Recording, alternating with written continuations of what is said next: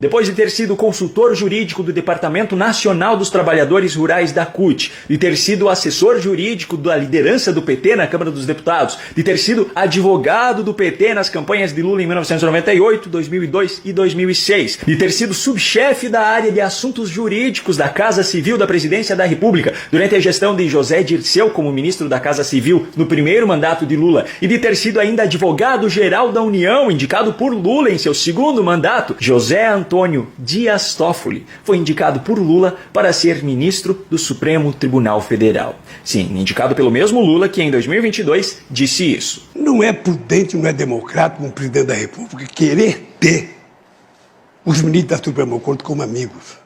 Eu estou convencido que tentar mexer a Suprema Corte para colocar amigo, para colocar companheiro, para colocar partidário, é um atraso, é um retrocesso. Mas isso foi dito em campanha. E campanha é campanha, mandato é mandato. Pelo menos para Lula.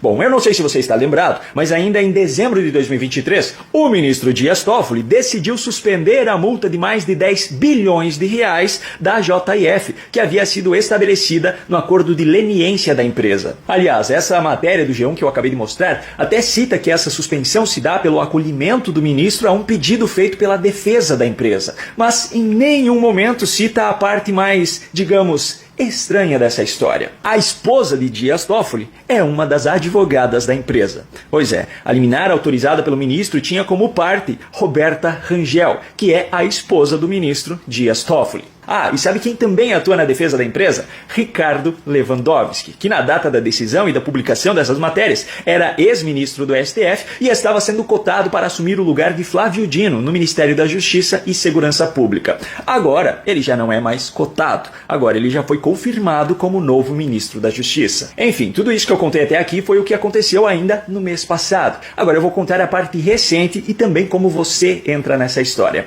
Essa multa que havia sido imposta à JF obviamente não era fruto do acaso, era por conta da participação em casos de corrupção e era uma espécie de compensação pelos prejuízos causados. Mas como a multa foi cancelada pelo ministro Dias Toffoli, essa conta deixa de ser responsabilidade da empresa e acaba sobrando, adivinha para quem? Para você, cidadão brasileiro. Pois bem, o atual presidente da Caixa, Carlos Vieira, que por sinal não custa lembrar que chegou ao cargo depois de Lula ter tirado Rita Serrano, que havia sido indicado por ele próprio, para que ele pudesse colocar no cargo um aliado de Arthur Lira, o presidente da Câmara dos Deputados, e o aliado escolhido foi Carlos Vieira. Esse Carlos Vieira afirmou nesta segunda-feira, 15 de janeiro, que o banco está estudando quitar sua dívida com a FUNCEF, a Fundação dos Economiários Federais, e reduzir o valor pago aos aposentados da Caixa para equacionar os prejuízos causados pela corrupção. Mesmo que você não seja aposentado da Caixa, não se preocupe. A Caixa é um banco público, portanto, o dinheiro é público. Portanto, é do seu dinheiro que nós estamos falando. A matéria do Metrópolis traz ainda que o Ministério Público Federal havia identificado fraudes bilionárias em fundos de pensão federais nos últimos anos, como foi o caso da FUNCEF. E como consequência disso, o rombo passou a ser dividido pelo patrocinador, a Caixa, e pelos aposentados do banco. Com o acordo de leniência da JF,